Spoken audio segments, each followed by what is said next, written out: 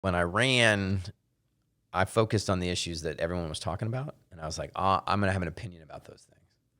And I didn't sound any different than anybody else.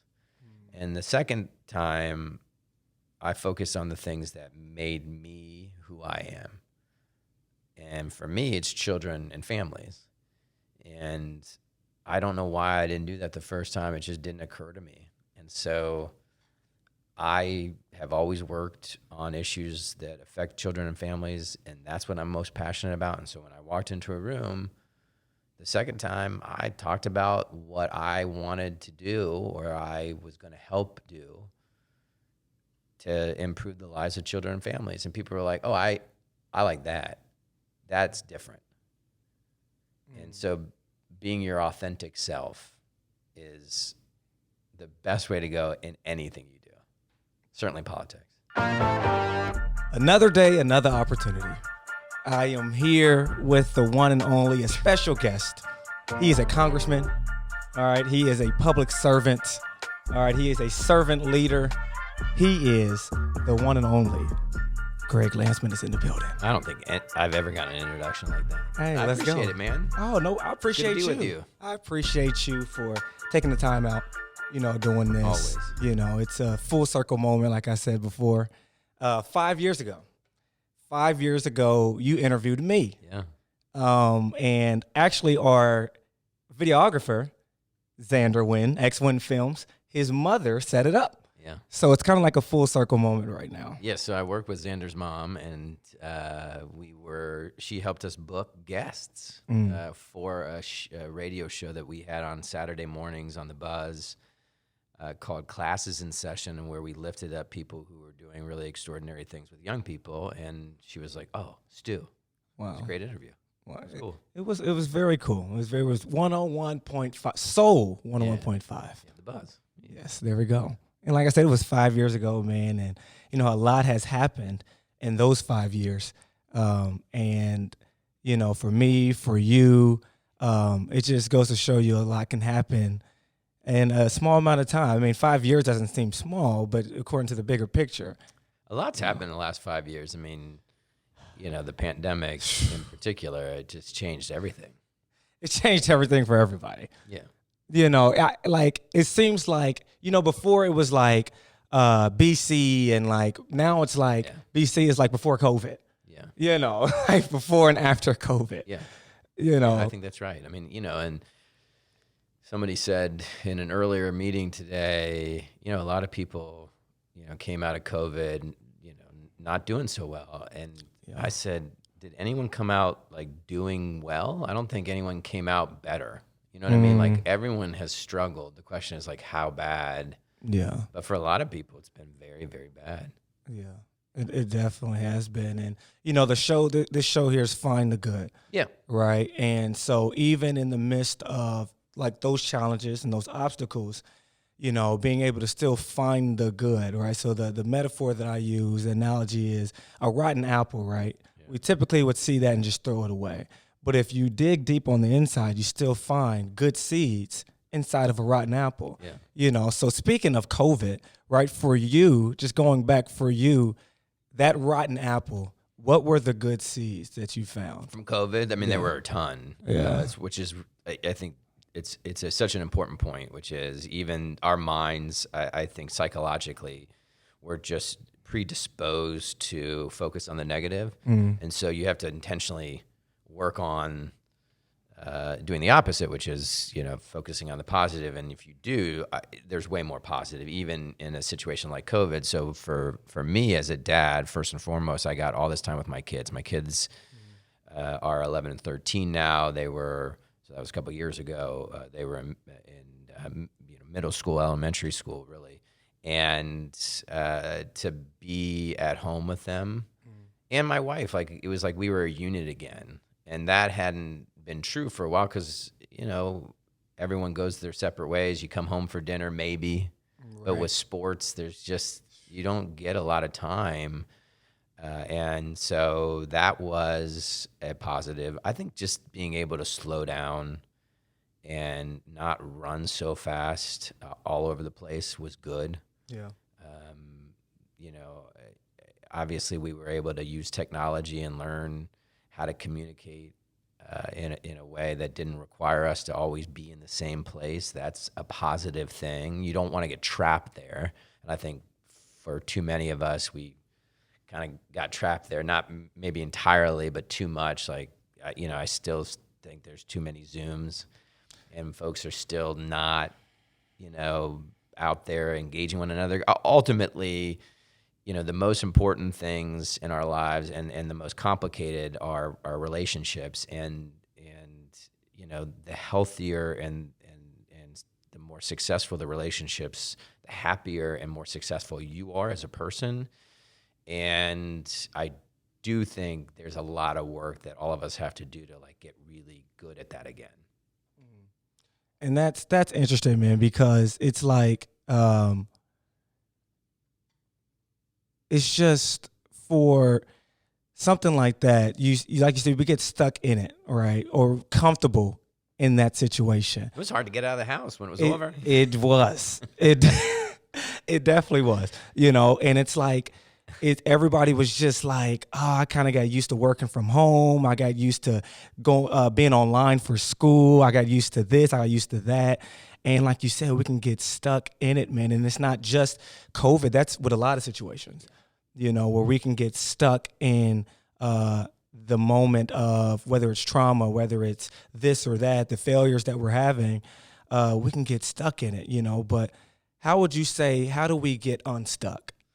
I mean, part of it is just having good people around you and that are going to sort of quote, yank your collar. I mean, I think that's what coaches do, teachers do, good friends do, parents do, siblings sometimes do, which is, they just pull you out of it. And I think it's important for us, if somebody yanks our collar, to be like, okay, I got you. Right. And if you don't have that, it's a lot harder. And it's a discipline. I mean, you just got to be like, okay, part of it is a commitment to just trying to get better every day. And that alone helps. If that's something you're trying to do, which is just get better every day, you're less likely to get stuck. Right. Yeah, that's major though. You're talking about somebody to be there and like a coach or a friend or a parent or whoever, because if not, I think isolation dangerous. Very dangerous. I mean, one of the things I always said when I was teaching was, to my students, you have this enormous power. I taught high school, and so for high school kids in particular, they can make or break somebody's day. And then because, when you're in school, that there's a ripple effect to that. And so if you decide to go in and just, as they say, choose violence and just be mean, you're going to be mean to a handful of people, and then they're going to go be mean to a handful of people. And, arguably by the end of the day, half the school's in a bad mood. Right. That's a lot of power. Yeah. But if you decide, hey, I'm going to be really nice and just go out of my way to yank collars, with kindness, right, and help people out, they're going to go do that in turn to, it's the pay it forward thing. But then they do it to 5 or 6, 7 people. By the end of the day, everyone's in a good mood. I mean, that's a lot of power. And I think people think about power in different ways, not in that way. And so they think as a young person, I'm 13, 14, 15 years old, I don't really have that much power. It's like, no, you have an enormous amount of power. You can literally change somebody's day. And because of that, they're going to go and change somebody's day. It's just, there's so much impact that you can have. That's huge. That's huge because, one of the episodes prior, shout out to my guy, Kenny Glenn, we talked about being the one and how that can go either way, like you said. You could be the one person that starts something positive, or you could be that one person that starts something negative. Like you said, ruin everybody's day, But I feel like the struggle a lot of times is when you have the intention of being the one that starts something positive, but then you're fighting against the other ones who are trying to, have the negative energy. You know what I mean? And so my question is, how do you, even when you know you're trying to spark something good, how do you fight against all the negativity that can like dwindle your fire? You know what I mean? That dims your light. Like, how do you fight against that? I think part of it is not letting it dim your light. Like, you have to see it and sort of smile at it. Which is like, all right, that's a lot of negativity. Right. And I'm not going to back down. I'm not going to be, dissuaded. Right. And then you go find all the people who aren't part of that, and you just sort of build an army, right? And then you just outnumber the people that are negative. Right. An army. That's okay. No, that's good. I mean, it's simple, but I guess it's like, one, you can't let it bother you. In fact, you got to like get energy from it and sort of train yourself to, when somebody's, and this has been really hard for me, or something I've had to work on in politics, because there's so much of it, which is like, if somebody comes at you, like, you can like get down in it with them, and it's just not going to be pleasant, and you're going to lose focus. And if your goal is to help people, you just got very distracted from that. Or you can just smile at them and be like, hey, it's good to see you. I'm going to move on. And, odds are they'll walk away, and potentially they'll smile back. Right. I don't think people want to be in a bad mood. No, I don't, nobody is in a bad mood and is like, honestly, I'm happy to be in this bad mood. Every once in a while, it's fine to wallow a little bit, but nobody likes being there. They'd rather be happy. That's very true. That's very true. Yeah, nobody's just like, you know what, I'm in a bad mood today. Yeah, so, and I just, or like, you know what I love? I love bad moods. Right. Nobody has ever said that. Now, it's hard to get out of a bad mood sometimes, but like, it's not pleasant. That's true. And some people are going to be stuck in their own ways. Yeah. And you can't be discouraged, because it could be discouraging if like you try to do good and it seems like nobody's really feeling it, or you're trying to bring a positive attitude and everybody's like, what are you so happy about? Do you not see the situation? You know what I mean? Like, you are tripping. Everybody, you fake, but, I guess you just got to keep pushing. Yeah. And eventually, like you said, people deep down want an exit. They do. Yeah. And, sometimes it's easy to get them, off that exit ramp, and sometimes it takes time. And if they matter to you, you'll take the time. That's good. That's very good. Okay, so speaking of being the one, speaking of using the power that you have in your voice, you were a public school teacher. Yeah. And so what made you decide, like what caused you to want to do that? Because there's always, anytime we decide to do something like that, it's because of something, right? Especially when it comes to kids and stuff like that. So I'm just curious, like, what was it for you? So my parents were teachers. I grew up in a house where, educators were talking about their students and talking about their work, and I saw how, impactful it could be for them as teachers, not necessarily what it meant for their students, although I was able to see that too with my mom's classrooms, because once I got to high school, she was a high school teacher. She taught special ed education, and she did this incredible thing. When I got to high school, they had sort of put all this crazy new curriculum on her desk and said, this is what you have to teach now. The state, I think this was No Child Left Behind, maybe, or maybe it was preceding No Child Left Behind, but one of those big, changes in curriculum, and it just wasn't going to work for the students that she was teaching. And she had the freedom to just say, no, that's not what these kids need. I know these kids, I've been working with these kids for a long time. And she gutted the classroom and turned it into, part of it into a cafe where students would learn the skills of running a cafe, from, managing the cashiers, that whole deal to, printing menus, to serving people, all that stuff. And students from the rest of the school would come down, and the students in her class went from being really detached and uninterested to loving what they were doing, because they were running this business together and they had so much fun. And all these kids that were really detached from them started to come to their classroom, because that's where you could take, the rest of school allowed people to take breaks, and you go get a donut, you could go get a sandwich, all kinds of stuff. And so it turned something that was sort of at the end of the hallway that no one really spent any time engaged with, to a place people wanted to be. And that has an impression on you as a 15, 16-year-old kid. And so I knew at some point I wanted to teach. I just wanted to have that experience. And so, and it was honestly one of the most rewarding and most challenging jobs I've ever had. I mean, if you do it right and you're all in, you can barely move at the end of the day.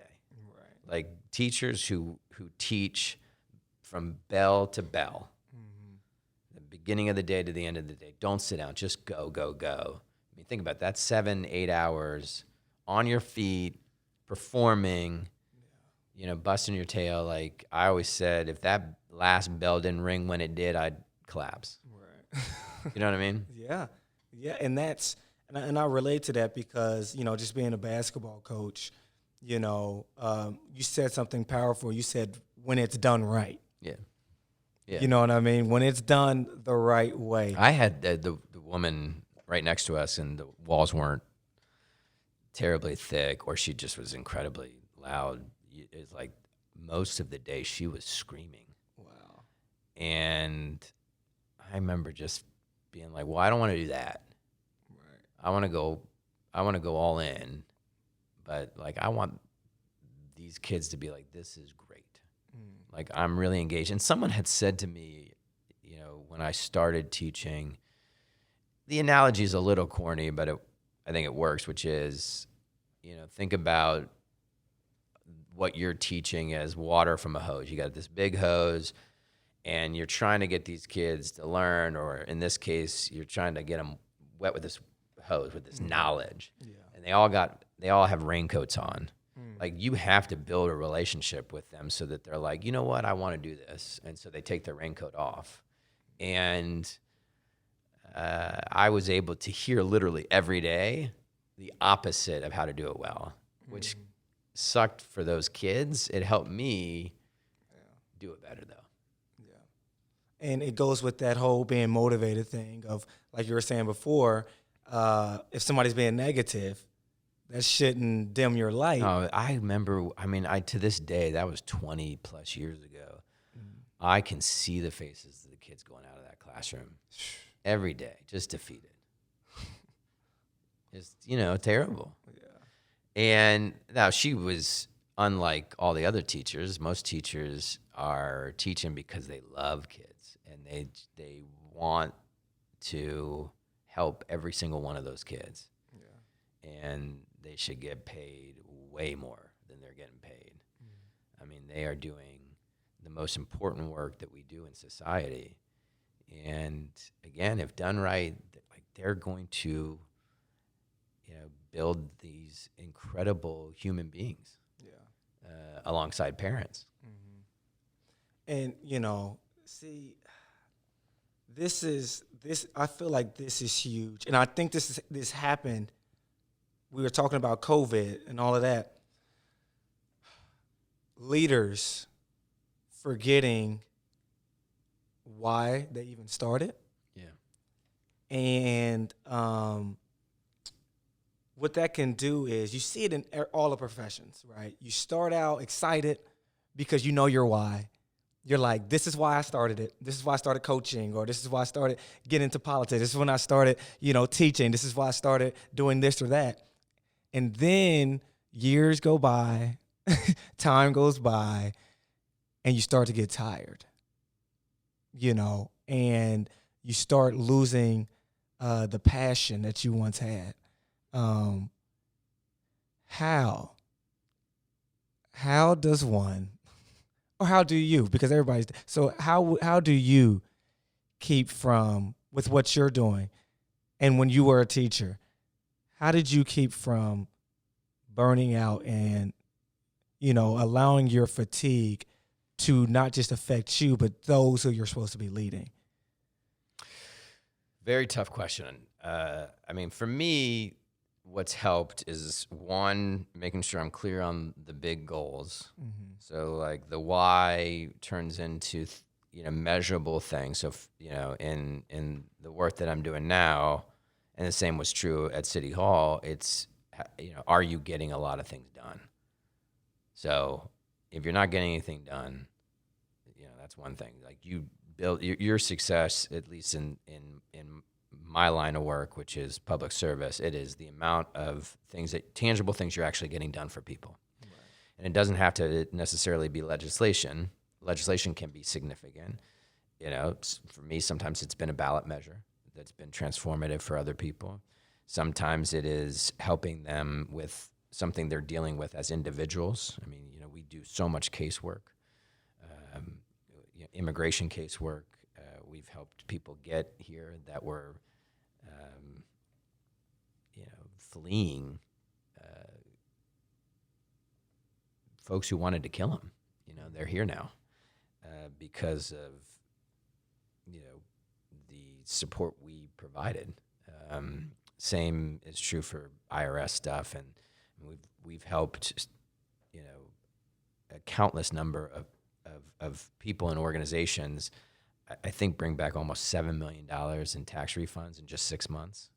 So if you just say, okay, if that's the goal, if the goal is to accomplish as much as possible each and every day, that helps keep you motivated.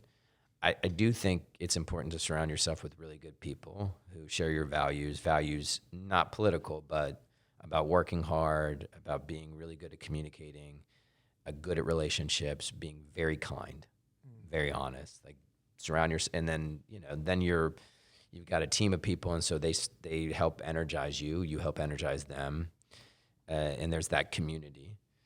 And then I do think at least I struggled to appreciate this for a long time. Like, you had to sleep.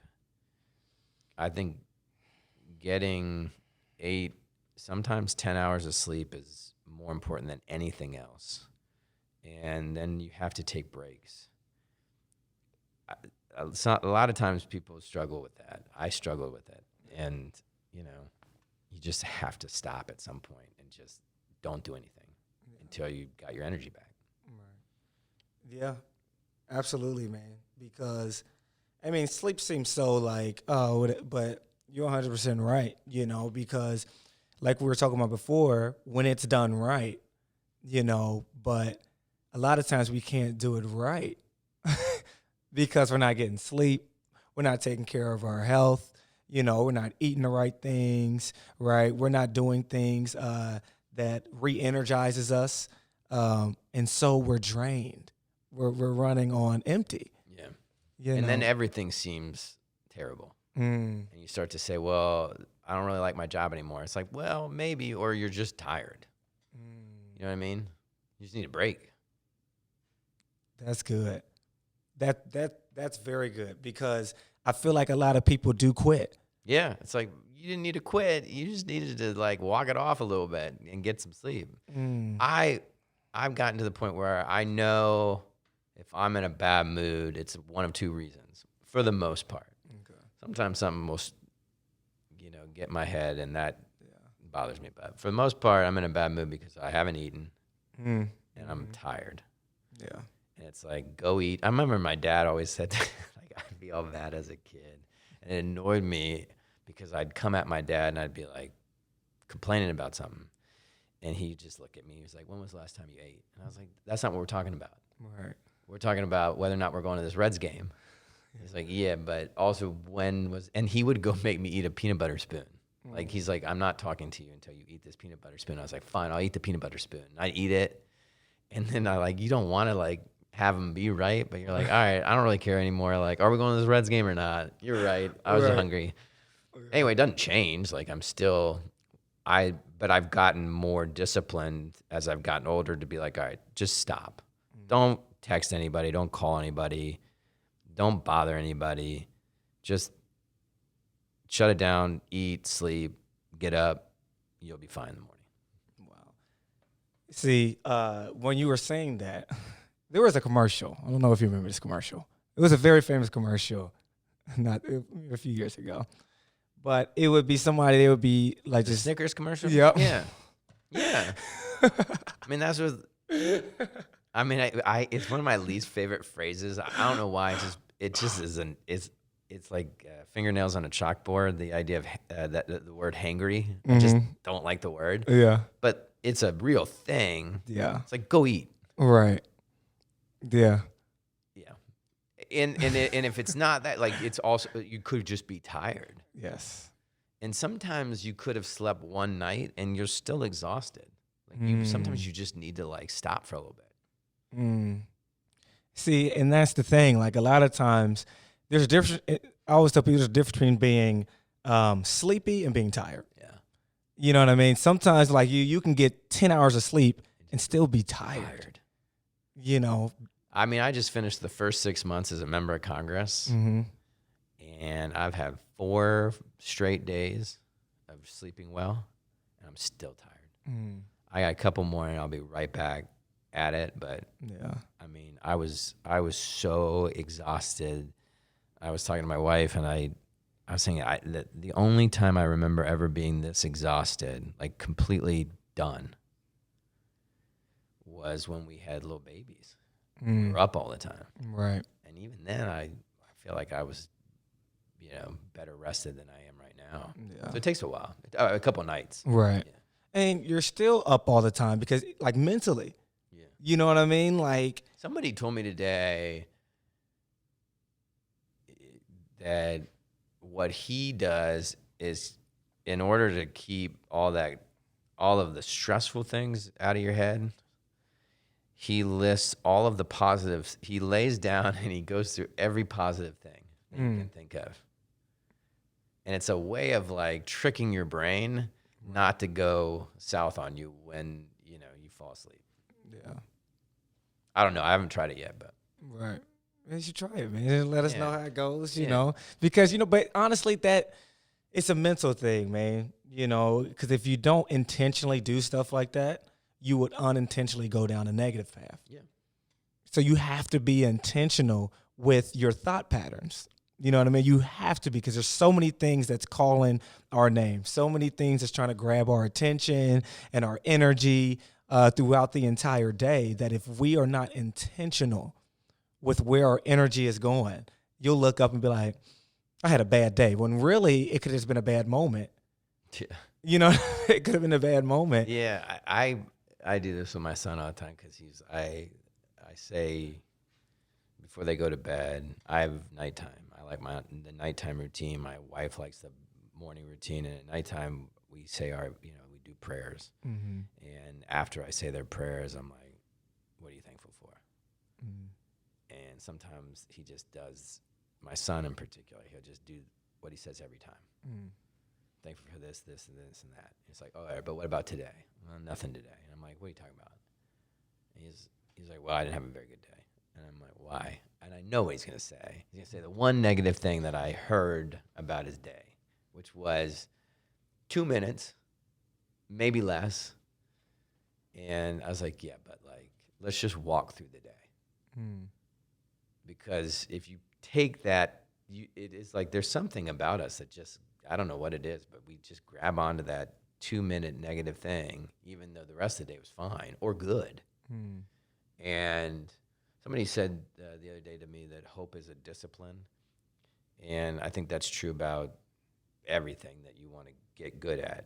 You have to get good at it. Like you have to like commit yourself to it. And so focusing on the good is a discipline, because you do get pulled into that one thing that's negative, but it was like literally 2 minutes out of a 24-hour day or out of a 12-hour day.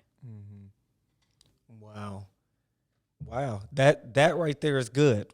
We could just end it right there, because that right there is because I think we all can, because you can take that to a larger scale. Because say you have a bad day, that doesn't have to be a bad week. A bad week doesn't have, you know what I mean? Like, we allow things to just linger and then we miss the good. Yeah. We can't even like be thankful for the good that happened because we're so focused on the 2 minutes. On the 2 minutes, yeah. Yeah, so I try to walk through the day with him. I guess my daughter does it sometimes. I do it. Yeah. I try to walk through the day. Literally, I'll be like, all right, start. And he gets frustrated at the beginning. I'm like, all right, breakfast. Breakfast was good. What'd you have? And then by the time you get to lunch, he's like, yeah. And then we did it, like, we played kickball, which was fun. You know, like, you start getting on a roll. And you're like, sounds like it was a good day. He's like, yeah, all right, fine. It was a good day. Wow. Let me add one thing, because I do think having a couple people in your life that you can vent to is really important too. Like, I just think, like, but you got to make sure they're good, Right. and that you're not laying too much on them. But I think it helps to have one person be like, dude, can I just vent for a minute? Yeah. Like, I'm just gonna go off about this one thing. Right. And if they're solid and they're like, yeah, you know. And I like when people call me like, can I just vent for 1 minute? Be like, no problem. Yeah. And then they're done. Right. Small shift, you know. You ran for city council. Yep. More than once. First time, you didn't win. You know, and when you put time into something, a lot of energy, and it doesn't go your way, it could be disappointing. But it's important to be able to find the good, right? Because the good is what you can take with you for the rest of your life, you know. So just how was that experience? What was that like? And what did you gain from that whole experience? I mean, losing an election is very painful. If you care about it and, you know, it's something that you believe in your heart of hearts, it is crushing. And, you know, what my kids and I, really my daughter and I, focused on was this idea of, like, if you believe in it, and, you know, and I wasn't sure whether or not I'd run again. I thought I would because I believed in it. Like, you don't give up. And she was learning cursive at the time, and so this is like, I literally got it tattooed. I mean, I've got, I think 9 tattoos now, and this is one that just says "never give up." Right? It's from that election, because then I ran again and won the second time. And there's a lot you learn. Yeah. And I wrote it down, you know, so that I didn't make the same mistakes. One is I tried to do everything myself, which is just dumb. And as a candidate, you really just want to raise money so that you can pay for the ability to communicate with voters. And then you meet as many voters as you possibly can. And I tried to do everything else too. So I you know, shortchanged the things I was supposed to be doing as a candidate: raise money, meet voters. Like, for example, I tried to write my own TV commercial. I didn't try. I did. And if you Google Greg Landsman 2013, I think it was called Clean Up, it's like, it's the worst TV commercial you'll see. It was my TV, and I wrote the script the day of. It was just bad. Like, I'm not a professional, you know, TV commercial maker. Yet I tried to do it. Like, and I did that across the board on everything. And, you know, you got to stay in your lane and then hire good people to do everything else. The second thing was I would walk into a room and I wouldn't actually go meet people.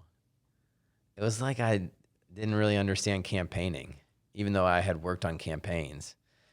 And when I ran the second time, my wife, you know, there were certain things that she was like, run again, but, you know, here are the things that need to be true this time. And one of them was like, if you're going to be out, I need you to be campaigning the entire time, which means if you walk into a room with 10 people, you meet 10 people. If you walk into a room with 100 people, you meet 100 people. Don't sit there and talk to the same people. that's what I would do. Like I'd walk in and I'd see Xander and I'd be like, I'm going to go say hi to Xander. And then I'm going to catch up and laugh and just be comfortable hanging out with Xander. And then 99 people just walked out and I didn't meet a single one of them. And so the second time I literally became obsessed with working a room to the point where I met everybody. And if I saw somebody start to walk out, I'd be like, hey, hold on. And I'd run over and be like, hey, before you leave, I just want to introduce myself. That's how serious I got about it. Right. And, those were two of the more important things that I learned. Wow.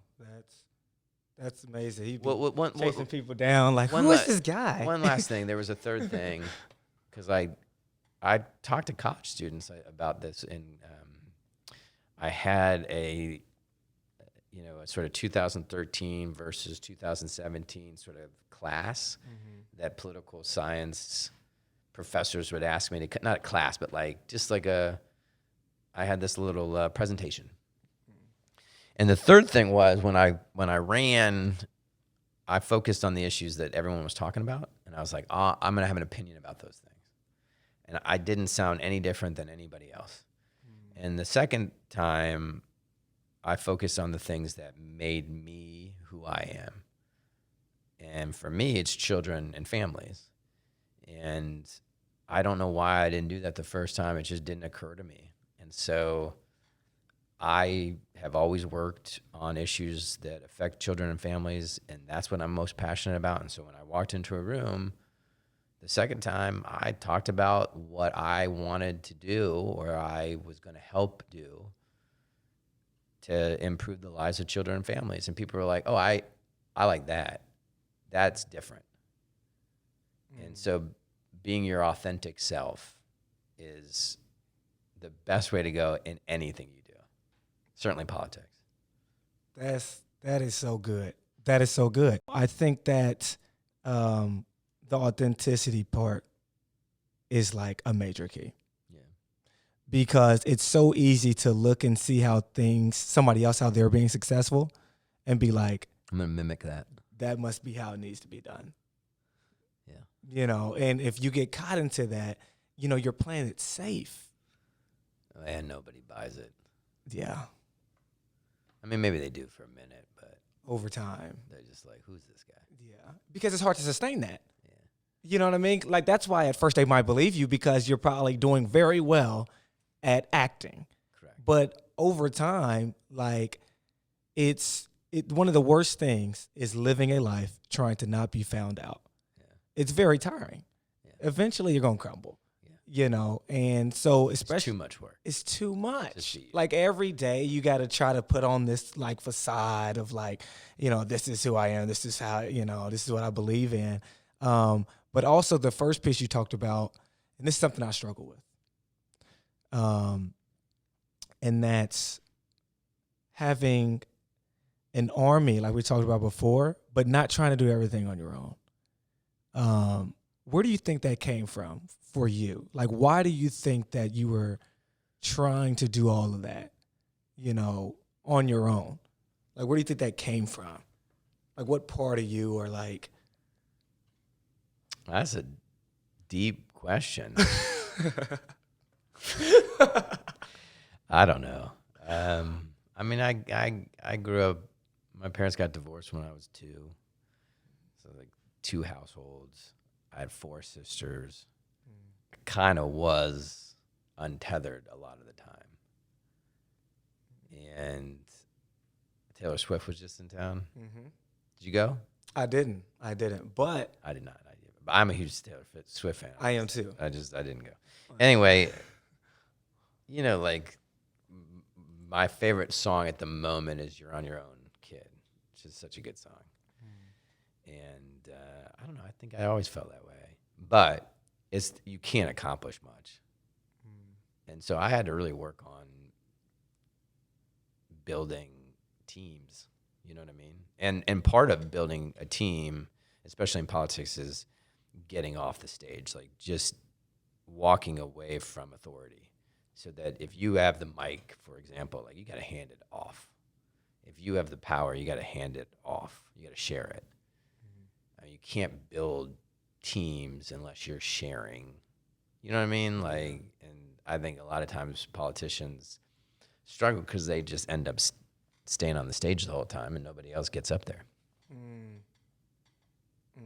Do you think there's a sense of pride too, or like maybe like ego of like? It's a lot of ego. Yeah. He smiled on that one. I mean, you can't. I mean, you know, like you can't be a member of Congress without a pretty healthy ego. Yeah.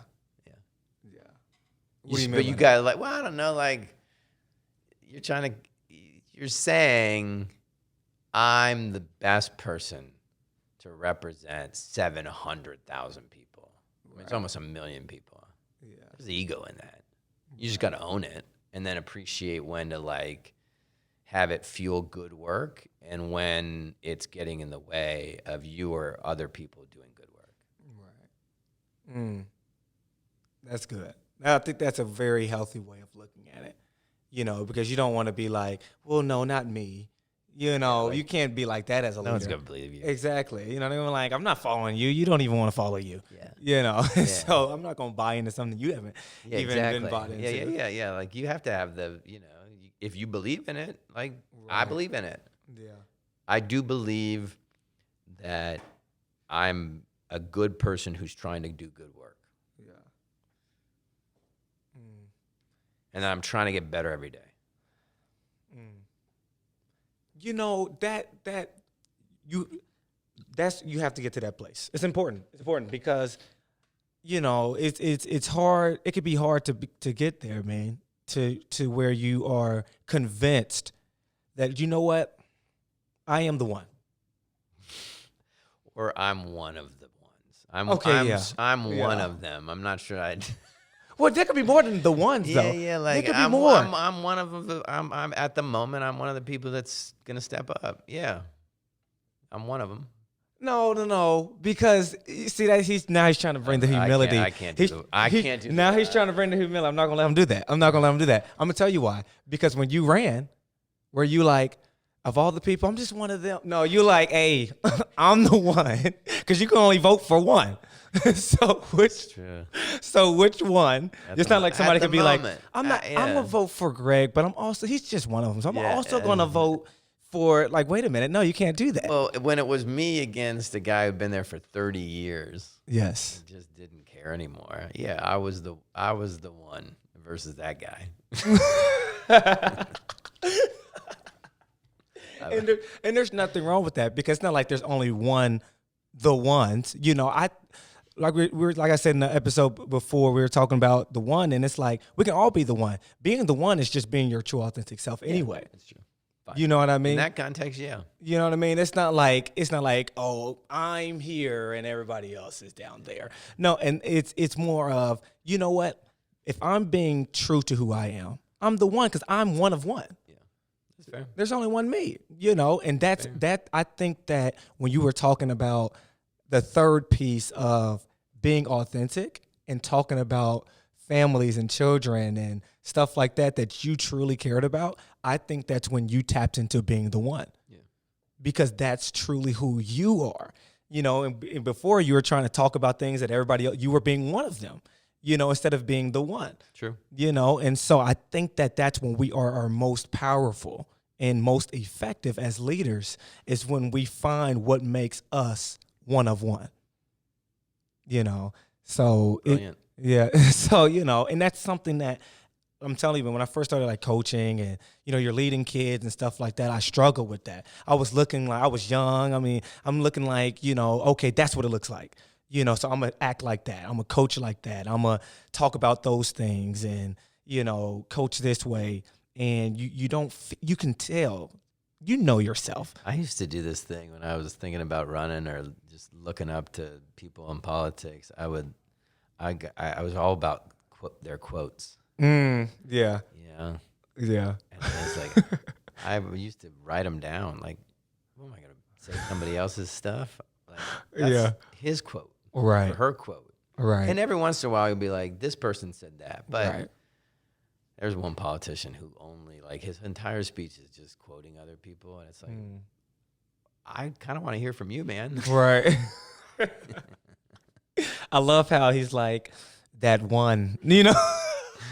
You have to figure out who it You know, is. it makes us all want to just go At like some point in the next couple of months, you're gonna find out. Oh, that guy does only quote other people. Where goes people gonna be googling like politician who just quotes other people. I think it will come up. Yeah, that's funny. Yeah. 'Cause I'm definitely gonna do it now after this. It's like the speech goes from one quote to another quote Yeah. to like maybe like a story to a quote. Mm-hmm. You're like, You ever had one of your quotes stolen? no, no, Okay. I don't think no, because I don't think I've ever said anything like I think maybe people have said this is one way to think about something. Yeah. No, but that's not my. Everyone's got skills. That's not one of my skills. I'm not a quote guy. A quote guy. No. Yeah. Well, you never know. You could say you might. I'm sure you said a lot of things where somebody was like, "Man, I'm about to use that," you know. Probably not. He said, probably. Oh my goodness, you gotta give yourself some credit, man. You know. But, When I'm done, I'd like to write jokes for a living. Like I think it'd be fun to write jokes. yeah. And then I do think I have jokes that I know I've told people, and they've told my joke. Mm. And they'll come back, and I'll be like, "Bro, I told you that joke. That's my joke." See.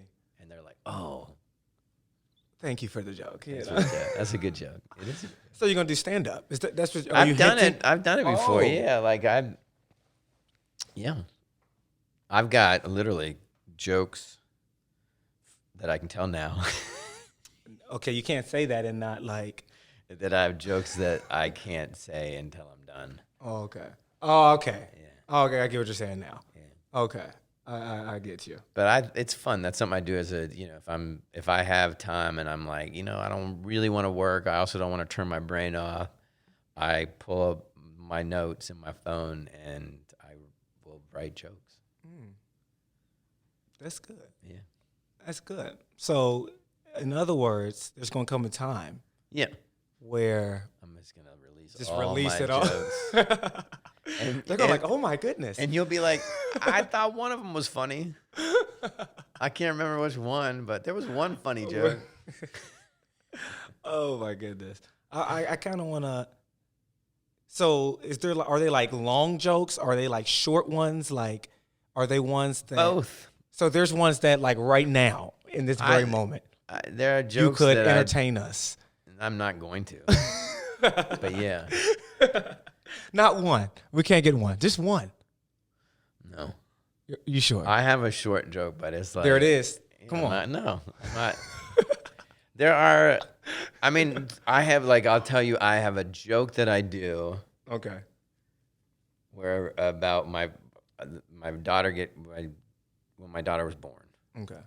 It was like labor went on all day for my poor wife, and it got to like 6 o'clock, and I was hungry, and I love Chipotle, and I was like, I'll be back. I'm gonna go get a burrito, and I went and got a burrito, and when I got back, there was like commotion in they were like, we gotta go, she's gonna have to have a C-section, we gotta prep her for surgery, and I was like, all right, let's go. Like, I don't know. And I just kept holding the bag, the Chipotle bag. I think initially I didn't remember I had the bag in my hand. And then we got to the room where they were going to they're going to have the baby, do the surgery. Mm-hmm. And they're like, you got to put your Chipotle bag down, man. You can't come in here with a burrito. And I was like, all right, so I just put it in the middle of this hallway, and she had the baby, my wife, and you go back and you clean the baby with the nurses, and I bring the baby back to my wife first time, put her in her arms, it's a pretty significant moment, and about 5 seconds later, I was like, I wonder if that burrito is still there. You know what I mean? Yeah. And she just wanted to be with her daughter. Oh, yeah. And I was like, I'll be back. And it was on a different floor. And I was like, I'm just going to go see. Cleaning service. This is 9 o'clock now. And I turned the corner, and at the end of the hallway, and the lights were out now because that wing was done.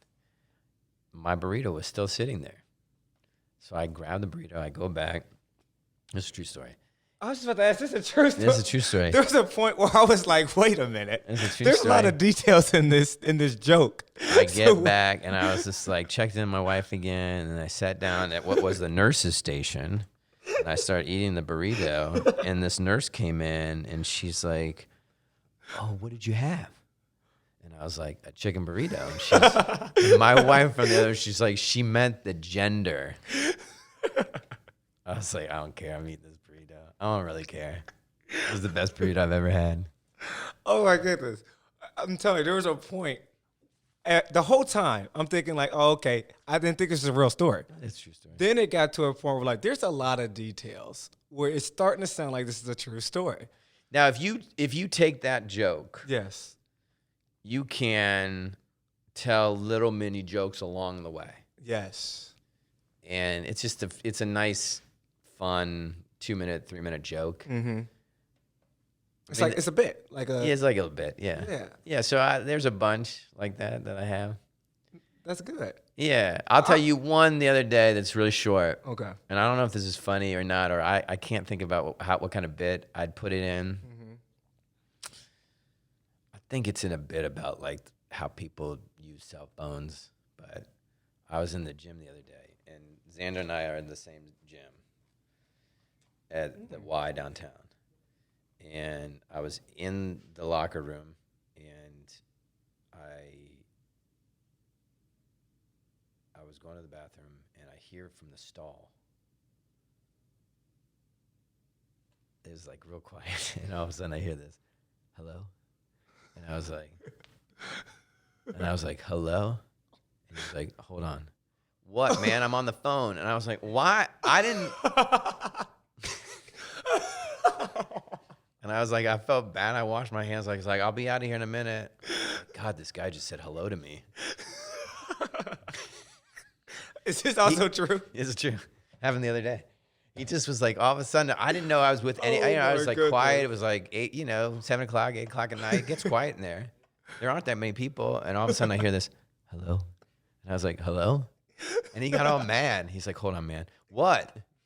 I was like, he had picked up the phone. Oh my goodness, that is hilarious. Like, don't do that. That is actually. Just wait until you're done going to the bathroom, or don't get mad at me. I mean, I could just imagine him though, like just not even think about anybody else being in there. Just be like, hello, hello, and then somebody be like, hello. I don't know why I said anything. I thought for a minute, like maybe I don't know what I was thinking, but I was like, I don't want to be rude. He was so irritated. What? He's like, this guy just said hello to me. I was like, bro, you said hello first. I know you're on the phone. He was like, hello. Before I leave this restaurant, I just want to introduce myself. Yeah. I was like, no, I'm getting out of here. He's mean. Oh my goodness. That is funny. That is hilarious because, like I said, I can only imagine what he was thinking when he heard somebody next to him in the store. Hello.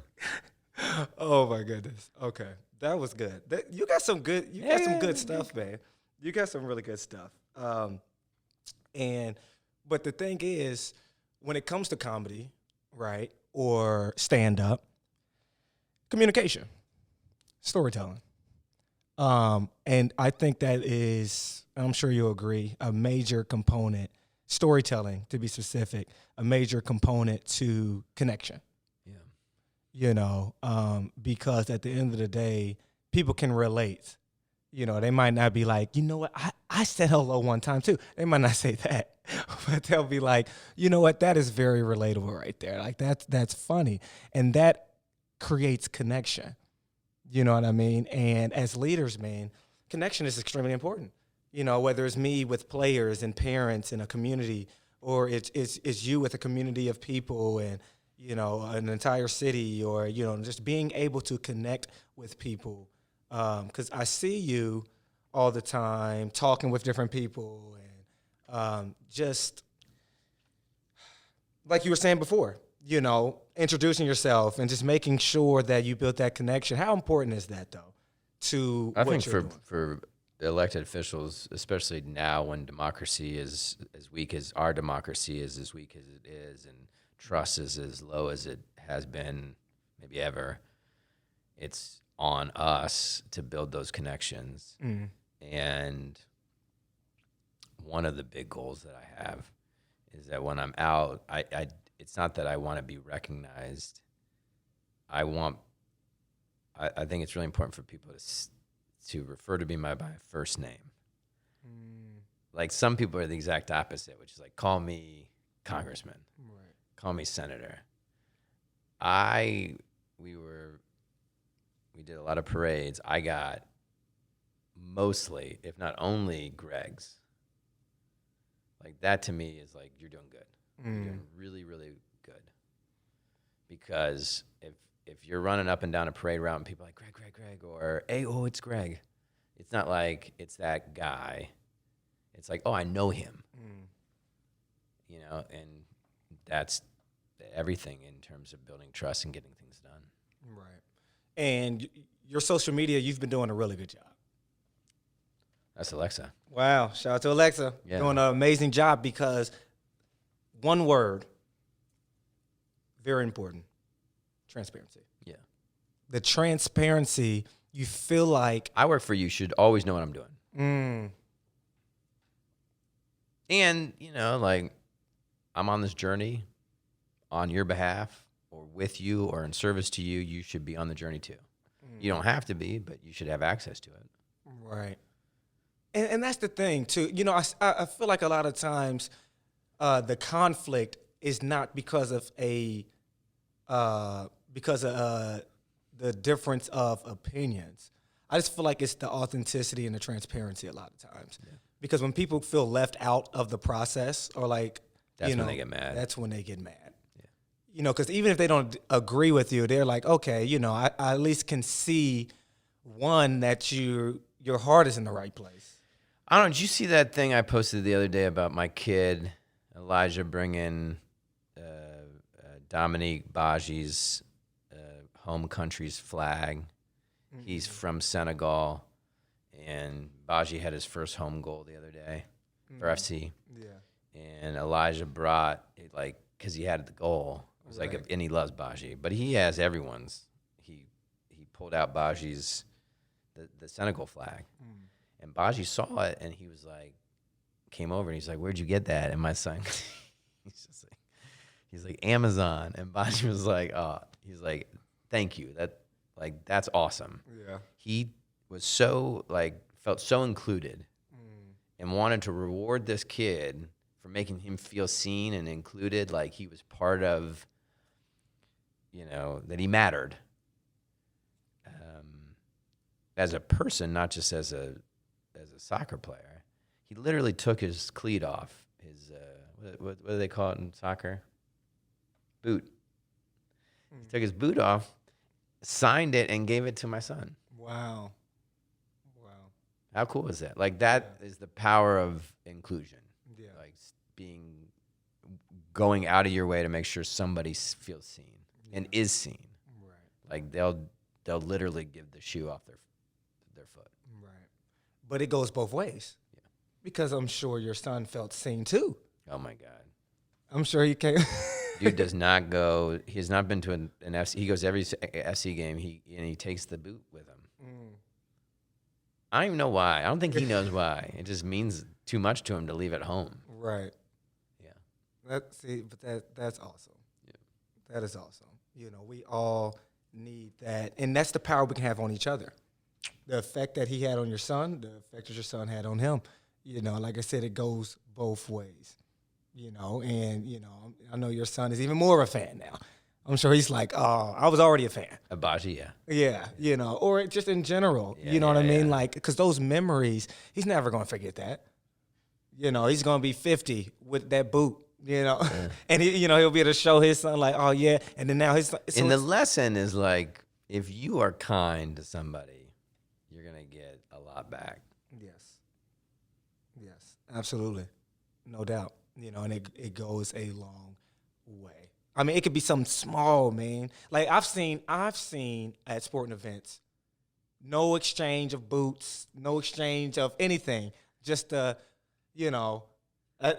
kids screaming, "Oh my goodness, it's Michael Jordan!"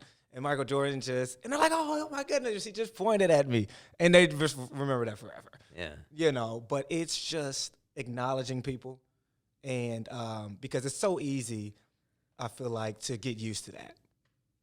Yeah. Like, oh, they're always, I got kids all the time, or, that scream or want whatever. I'm used to it now, but not realizing, even though you're used to it, what you could do for them.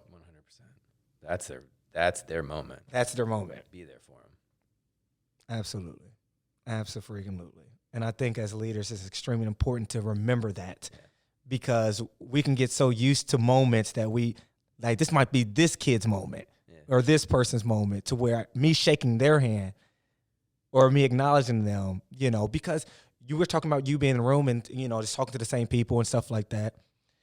You don't realize, I mean, you do now, but you probably didn't realize then the effect you had. You probably were thinking the other way around, like, like, I don't want to bother them, or because this is how I was. That's what I'm saying. This is how I used to be. Like, I don't want to, they probably don't want to hear from me anyway. When the truth is, maybe I can have an effect on them. Yeah. And or let them decide. But if you don't engage them, you take that away from them.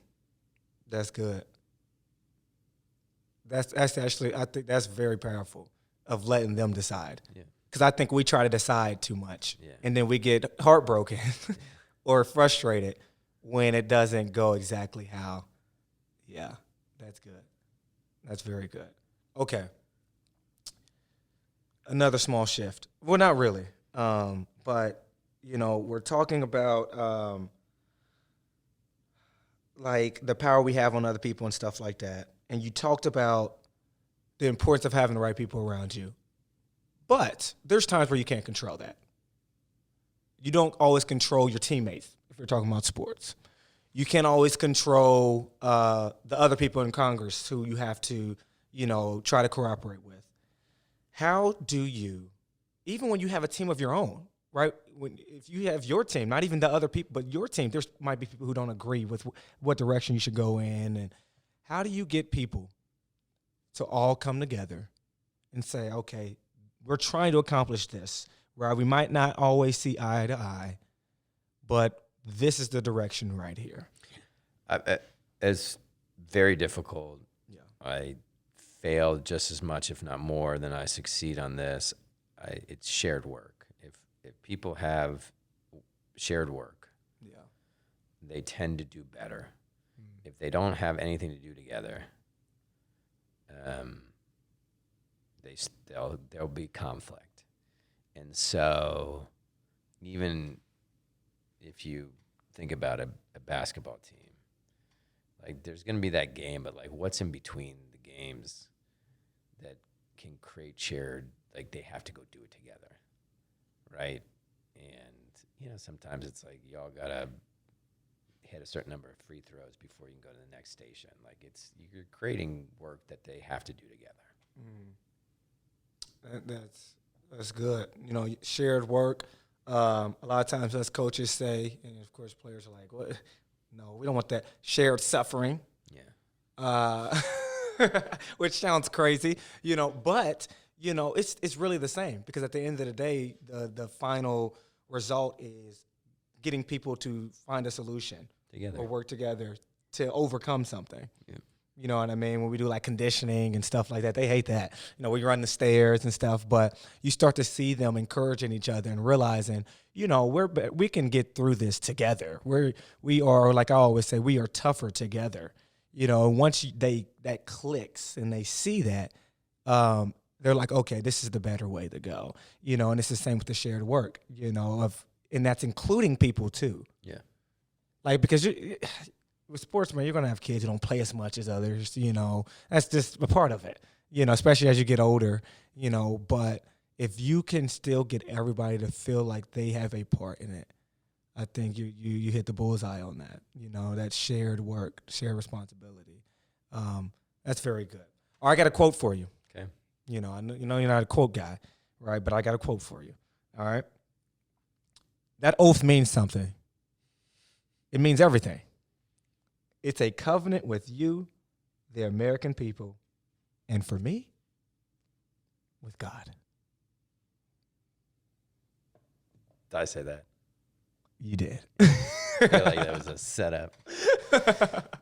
Yeah, I mean, I said it in the context of the oath of us getting sworn in as members of Congress, and the reason I decided to leave City Hall, which I loved, and I had no intention, was January 6th and the fact that there was this violent insurrection. People lost their lives, and members of Congress had a decision to make. Am I going to be with them and try to overturn this election, or am I going to stand by my oath and the folks that I took that oath with or for? And most people decided that they were going to be with the oath, with their the oath that they took with, that they entered into a covenant with the people they represent, and for those of us who believe, with God. And the guy that I ran against, he sided with the people who were trying to overturn the election, and he refused to certify Pennsylvania.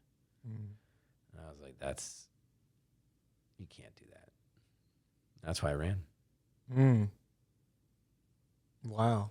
Yeah, and it's too bad because the members of Congress, unless you go do your own ceremony, you take the oath very quickly all together. And I think every one of them needs to go on and do it separately so that everyone sees you take the oath.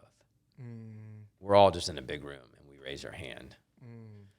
It's too important to do it, without full accountability. Accountability is very important when it comes to leadership.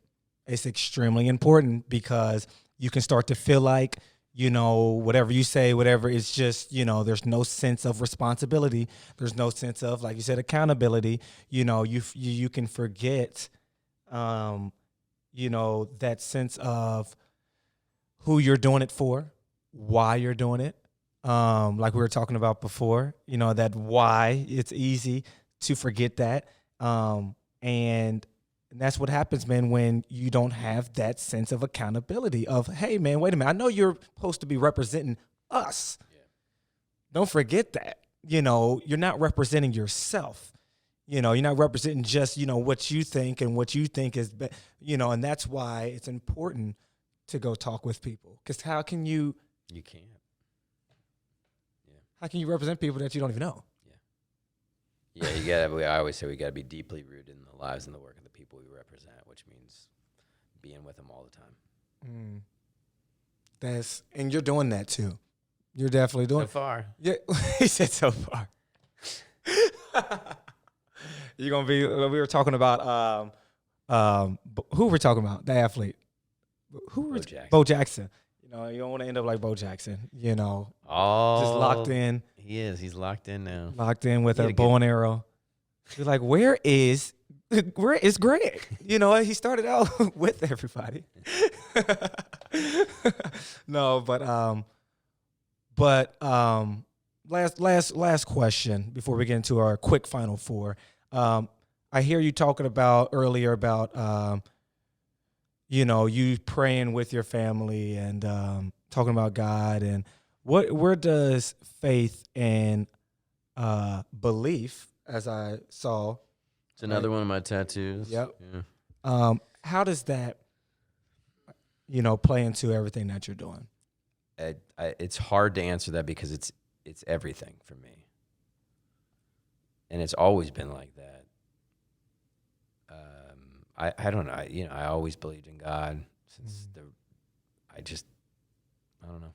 It's just I can't explain because I only have my experience. My experience is that I was never alone in that sense, and my faith is what keeps me grounded and tethered and focused and disciplined, and I literally think about it all day. So it's like everything. Wow. That's good. And talking about accountability. Yeah, well, that is the greatest. Like, there is no greater, because you can like sort of duck out on folks, Yeah. but you can't do that with God. And God's like, nope, Right. can't do that. Yeah. Yeah, you can't. Absolutely. You know, and that's extremely important, man. And like I said, you're doing a great job, man. And You too. it's been awesome to see. Thanks. You know, just your journey and your process. But okay, the Final Four. I call it the Final Four because March Madness, the Final Four. Quick answer, whatever comes to your mind. All right. All right. You're on social media, right? You don't say Instagram, whatever, and you go to your account. And you're like, what is going on? I don't follow anybody anymore. What's going on? They changed it. You can only follow 3 people. Who's those 3 accounts or people going to be? It depends on the platform. Okay. Well, say it's like. I think I honestly, I think I just follow 3 of the funniest people. I think that's what you know. Okay, If so you're gonna get one thing out of social media, it should be a laugh. Yeah. So who are those 3? Who are like the 3 funniest people to you? I mean, I love Jason Bateman. I think he's hilarious. Okay. I love Dave Chappelle. I think Dave Chappelle's hilarious. Yeah. I can't ever I get Nate. What's his last name? Say Nate. There's just a bunch of comedians. I don't know. I would pick 3 hilarious comedians And just follow them. Yeah, I think so. That's good. Yeah. I like that. Yeah. I like that. And Dave Chappelle is great. That's my favorite comedian of all time. I mean, Dave's not really like a social media guy, but Yeah. I don't know. I get what you're saying. Yeah. Yeah, I get what you're saying. I mean, world's complicated. Yeah. You should find somebody that's gonna make you laugh. Yeah. That's very good. Well, one of these days it's gonna be you. Somebody's gonna say. Somebody's gonna be like, yeah, I just follow just funny people. You ever heard of Greg Landsman? He used to. They're all like mediocre jokes, but they're like somehow funny. He was in the stall one time. They're hard to explain. Like you wouldn't understand. Oh man, no, that's good. That's very good. All right, you're driving Uber, right? You're driving Uber. All right, you pick up this kid. You guys talk a little bit. You take them to their destination. All right, you guys get there. Kid's about to get out. You look back and you realize, oh my goodness, it's the younger me. The younger you, though, is about to get out the car. You get one final thing to say to the younger you. What would it be? Be really nice. Be really nice. That's good. Like we were talking about before. Yeah, just be nice. That's good. That's very kind. I mean, I think I would be, yeah. nice is easier. Kind is hard. Be kind, to everyone. You said it's easier. What do you mean? Like being nice is it's less. You can be nice without working that hard. Kindness takes some effort. You got to go out of your way to be kind to somebody. You can be nice to somebody in passing, Right. but be kind. That's good. That's good. That is very good. That is very good. Wow. Okay. That's very good. I mean, it just is. It really is. All right. So the third one. When it's all said and done, you've done everything, right? You have done a lot of good doing Congress. You became president, and you did that too. I'm just creating a random scenario. You did that. You've done everything in politics you ever wanted to do. Then after you did that, you started doing stand-up. Crushed it. And crushed it. You crushed it. I mean, people look at you as they're like Dave Chappelle who, they're like, it's Greg Landsman. He didn't start until he was 50. Right, exactly. But I heard he used to write jokes in the middle of the Congress meetings. I haven't done it sitting in there, but I did used to do it in council meetings. Really? I'd be sometimes in a council, someone's doing a presentation. It's like, I've read that presentation. Yeah. I'm going to write some jokes. Yeah. And he's probably nodding, they're like, oh, he's really engaged. Right. Yeah. All right. So you've done all of that. When it's all said and done, what do you want people to say? Greg Landsman was. Yeah, I think about this all the time. I mean, he was a really good guy, and he did more than most. Like he got more than most done. Like, but for him, we wouldn't have this. That's good. That's very good. All right. Last but not least. Yeah. All right. This is the final question. This question goes huge with the show because it's about digging deeper, right? To find the good, because a lot of times we get surface level questions or answers because we ask surface level questions, right? And blurry things come into focus with the right questions. Yeah. And so the whole world is watching, the entire world. I mean, everybody, I don't how young, how old, I don't care what kind, everybody right now is watching. And you get to ask everybody one question. What is that one question going to be? What brings you joy? Like, what is the one thing that makes you the happiest? Go do that. That is good. That's good. That's a great way to end it. That is extremely good. Like I said before, I greatly appreciate you. Thanks, man. Taking your time. Always. It's something I've been wanting to do for a while, which is interview you. Like I said, it's a full circle moment. That is cool. Yeah, this is a full circle moment, and it's definitely been. You definitely found the good. So appreciate you. Appreciate you. And keep going, keep striving, keep fighting the good fight because you're making a difference. You too. My guy.